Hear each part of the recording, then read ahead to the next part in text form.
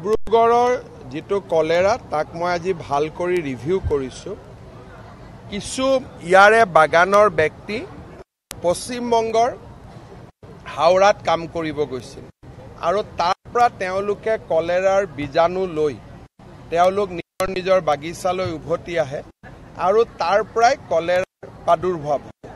আৰু এই কলেৰাৰ ফলত মোক জনোৱা মতে প্ৰায় 4 গৰাকী লোকে ইতিমধ্যে মৃত্যুৰ মুখত পৰিছে আৰু এই 4 গৰাকী লোকৰে কমন হিষ্ট্ৰীটো একেটাই যে তেওঁলোকে যি মানুহ বাহিৰত গৈছিল তেওঁলোকৰ লগত একেলগে তেওঁলোকে বিভিন্ন সভা বা বিভিন্ন ধৰণে খোৱা বোৱা কৰোতে তেওঁলোকে একেলগে আছিল।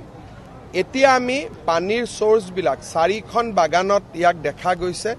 4খন বাগানতে আমি পানীৰ সোৰ্সবিলাক নতুনকৈ আমি পৰীক্ষা কৰিছো।